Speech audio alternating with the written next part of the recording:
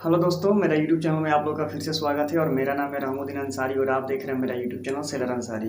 तो दोस्तों, आपने तो थंबनेल देख लिया होगा क्योंकि मेरा सिनर्जी का एग्ज़ाम जीपी रेटिंग का जो एंट्रेंस एग्ज़ाम था सिनर्जी ग्रुप में वो कल था। और क्वेश्चन कैसे आए थे इसी पर हम इस वीडियो में चर्चा करेंगे कि किस टाइप का क्वेश्चन आया था और मैंने कितना क्वेश्चन सही किया। और ऐसे एक एस्टिमेट अनुमान बन जाएगा कि कितना पर कट ऑफ जाएगा और सिनर्जी कैसे अपना एंट्रेंस एग्ज़ाम कंडक्ट की थी और क्या क्या प्रॉब्लम आया था, ताकि आप अगर नेक्स्ट टाइम एग्ज़ाम दे तो आपको कोई प्रॉब्लम ना हो। तो सब कंक्लूजन हम इसी में जानेंगे। तो वीडियो शुरू करने से पहले आप लोग से रिक्वेस्ट है कि अगर वीडियो अच्छा लगे तो चैनल को सब्सक्राइब करें, लाइक करें और शेयर करना तो बिल्कुल ही ना भूलें, क्योंकि मैं मर्चेंट नेवी से रिलेटेड वीडियो हमेशा लाते रहता हूँ। तो चलिए दोस्तों, आज सिनर्जी के बारे में कुछ नया जान लेते हैं।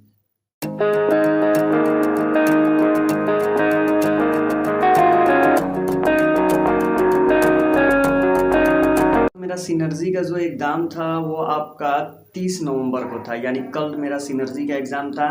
और मैंने जीपी रेटिंग के रिगार्डिंग एग्ज़ाम दिया था, ठीक है, क्योंकि मैंने अपना जीपी रेटिंग कंप्लीट कर लिया था। तो उसके पहले आपको सिनर्जी का एग्ज़ाम देने के पहले आपको सिनर्जी का मॉक टेस्ट देना पड़ता है, ठीक है, कि आपको एक एस्टीमेट लग जाता है कि किस टाइप का क्वेश्चन आ रहा है। और जैसा आप मॉक टेस्ट देते हैं ना, सेम उसी टाइप का क्वेश्चन आपका फाइनल एग्ज़ाम में आता है। क्योंकि जब मैंने मॉक टेस्ट दिया उसमें से कम मेरे को 20-25 क्वेश्चन मेरे को मॉक टेस्ट वाला ही मेरे को फाइनल एग्ज़ाम में मिला। तो देखिए, ओवरऑल मैं बोल देता हूँ कि सबसे पहले आप सिनर्जी का एग्ज़ाम लीजिएगा तो आपको क्या क्या प्रिपरेशन करके रखना है।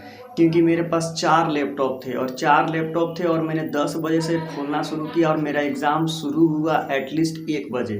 मेरे को 3 घंटा सेटअप करने में ही लग गया, मेरे को पता ही नहीं चला कि कैसे एग्ज़ाम देना है वगैरह वगैरह। ब्राउज़र का इतना प्रॉब्लम आया कि मेरा दिमाग ख़राब हो गया। तो सबसे पहले जो अपॉइंटमेंट लेटर जो आपको मिलता है सिनर्जी की तरफ से, उसमें आपका रोल नंबर, आपका registration number, user name, password सब वगैरह रहता है। और उसके नीचे एक लिंक होता है, ठीक है, लिंक पर क्लिक कीजिएगा तो डायरेक्ट आपको सिनर्जी का यूज़र नेम और पासवर्ड मांगेगा। लेकिन मैं डायरेक्ट वही कर रहा था क्योंकि मैंने मॉक टेस्ट वैसे ही दिया था, तो मेरा मॉक टेस्ट हो गया। तो मैंने सोचा कि ऐसे ही मैं एग्ज़ाम दूंगा तो मेरा मॉक टेस्ट क्लियर हो जाएगा, लेकिन ऐसा हुआ नहीं।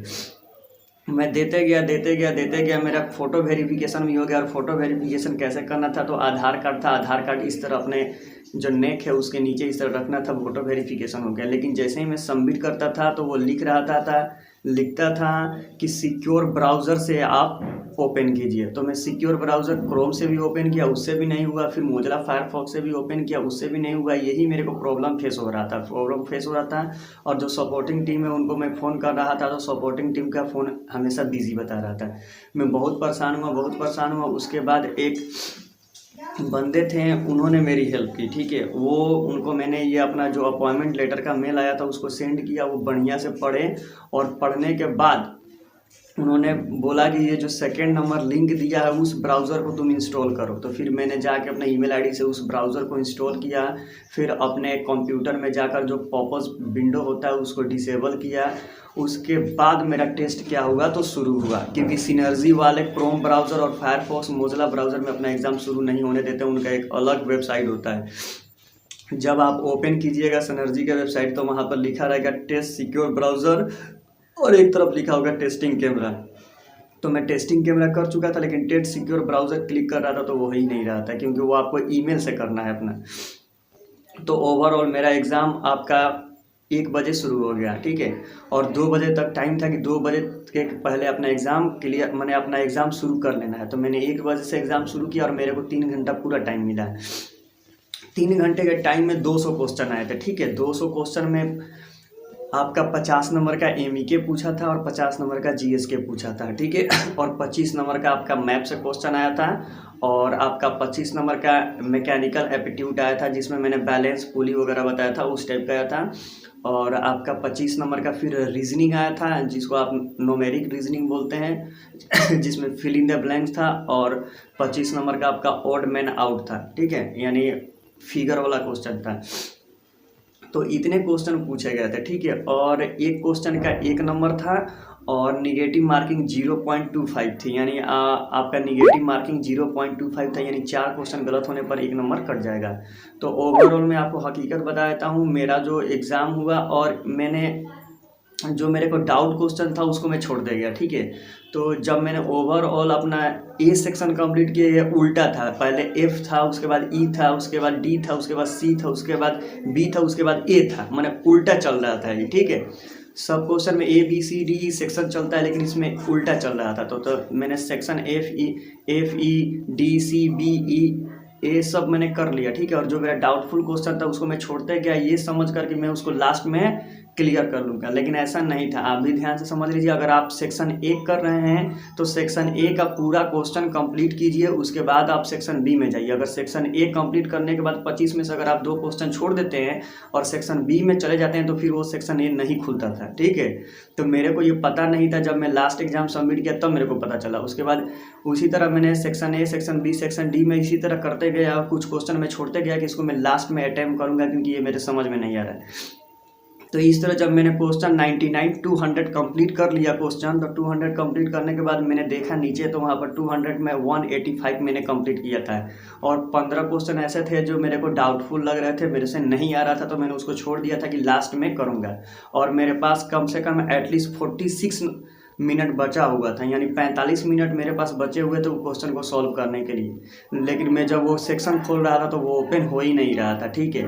वो मैंने बहुत ट्राई किया, ओपन नहीं हो रहा था। तो फिर पता चला कि नहीं, अगर आप सेक्शन ए कंप्लीट कर लिए हैं, तो मेरा लास्ट सेक्शन ए बचा हुआ था, तो सेक्शन ए वाला सब ओपन हो रहा था, लेकिन बी में जैसे क्लिक कर रहा था तो वो ओपन हो ही नहीं रहा था, एफ में भी नहीं, ई में भी नहीं, तो ऐसे ओपन नहीं हो रहा था। तो मैंने 200 में 185 क्वेश्चन मैंने टच किया है। मैंने, मेरे को अनुमान है कि उसमें से ज़्यादा से ज़्यादा 5 या 6 गलत हो सकता है, क्योंकि मेरे को जो आता था वही मैंने किया, नहीं आता था उसको मैं छोड़ते गया।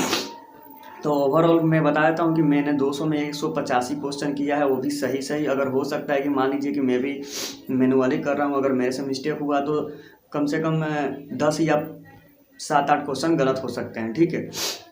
और 15 क्वेश्चन मैंने छोड़ दिया क्योंकि निगेटिव मार्किंग थी, तो मैंने सोचा कि रिस्क लेना कोई ज़रूरी नहीं है, अगर रिस्क ले लिया, बुलशिट किया तो फिर दिक्कत हो जाएगा। अब मैंने जब सबमिट कर दिया तो मेरा लिखा आ गया कि exam take your exam successfully, ठीक है, हो गया, फिनिश मैंने कर दिया सबमिट पर। अब रिज़ल्ट की बात रही कि इसका कट ऑफ कैसे जाएगा। तो देखिए, वैसे मेरे को बताया गया है कि अगर आप सिनर्जी का एग्ज़ाम दे रहे हैं तो जो डेक क्रेडिट का था वो 70% पर रिजल्ट आया, यानी 200 नंबर में जिन लड़कों का 140 नंबर आया उनका रिजल्ट आ गया, उनको मेल आ गया, ठीक है। तो जीपी रेटिंग में भी शायद अगर ऐसा हो कि अगर 70% पर आए तो 200 में आपको 140 नंबर लाना पड़ेगा। अगर 140 नंबर आपका आ गया तो हो सकता है कि आप लोगों का भी सिलेक्शन हो जाए, क्योंकि डेक क्रेडिट का मैंने देखा तो डेक क्रेडिट में जिन लड़कों का 140 से ज़्यादा आया है, यानी 70% 140 हुआ, तो उनका सिलेक्शन हो गया। तो अब सिनर्जी, अब जैसे ही अगर आप क्वालिफाई करते हैं तो सिनर्जी आपको मेल कर देगी कि आप क्वालिफाई हो गए हैं, आप इंटरव्यू के लिए रेडी हो जाए। अब इसमें इंटरव्यू है कि नहीं ये मेरे को नहीं पता है, क्योंकि डेक क्रेडिट और जीएमई में इंटरव्यू था, तो हो सकता है जीपी रेटिंग में भी इंटरव्यू हो, लेकिन इसमें एप्टीट्यूड टेस्ट नहीं है, ठीक है। जो हम लोग का साइको टेस्ट डेक क्रेडिट में होता है, ये इसमें जीपी रेटिंग में नहीं है, सिर्फ इंटरव्यू हो सकता है, ठीक है। और अगर इंटरव्यू भी होगा तो कैसा वो सिलेक्शन करेगा वो सब जानता है, ठीक है। तो विदिन आप और 7 डेज वेट कीजिए, 7 डेज के अंदर हो सकता है कि रिजल्ट मिल जाए। तो मैंने जितना था मैंने सब आपको बता दिया। और मैं एक बात आपको बताना, ये मेरे को याद नहीं है, जिस कंप्यूटर से आप अपना मॉक टेस्ट दीजिएगा उसी कंप्यूटर से आपको क्या करना पड़ेगा, तो फाइनल एग्ज़ाम देना पड़ेगा, ये भी ध्यान में रखिएगा, क्योंकि वो सिक्योर ब्राउज़र कर देता है पहले ही। अगर आपने घर पर मॉक टेस्ट दूसरा कंप्यूटर से दिया और सोच रहे हैं कि हम किसी रिलेशनशिप में जाकर उनके कंप्यूटर से देंगे, तो नहीं होगा, ठीक है। जहाँ मैं एग्ज़ाम देने गया था अपना कंप्यूटर, अपना लैपटॉप कैरी करके लेके गया था। ये मेरा किस्मत था कि मैंने लैपटॉप को कैरी कर लिया था कि कोई प्रॉब्लम होगा तो फेस होगा, क्योंकि मेरा जो था वो विंडोज 7 था और उसमें इंस्ट्रक्शन में लिखा गया था कि विंडो 8 से ओपन होगा। तो मैंने सोचा कि चलो उनके घर पर जाकर विंडो 8 से मैं एग्ज़ाम दे दूँगा, लेकिन जाकर एग्ज़ाम दिया तो उससे ओपन नहीं हुआ। तब मैं जाकर विंडो 7 से अपना ओपन किया तो मेरे ही एग्ज़ाम से टेस्ट हो गया। तो ये ओवरऑल सिनर्जी के बारे में थी। तो और क्वेश्चन कैसे आए थे, तो क्वेश्चन मैं बता देता हूँ कि क्वेश्चन नॉर्मली आया था। जो मॉक टेस्ट में क्वेश्चन था वही क्वेश्चन इसमें भी था, कोई टफ क्वेश्चन नहीं था, ठीक है।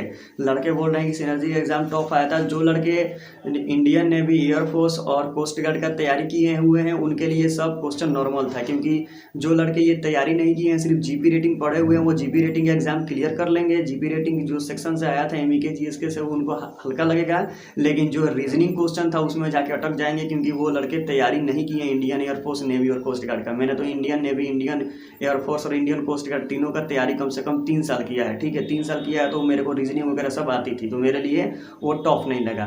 तो अगर वीडियो आप लोग को अच्छा लगे तो चैनल को सब्सक्राइब करें, लाइक करें। तो thank you so much for watching this video.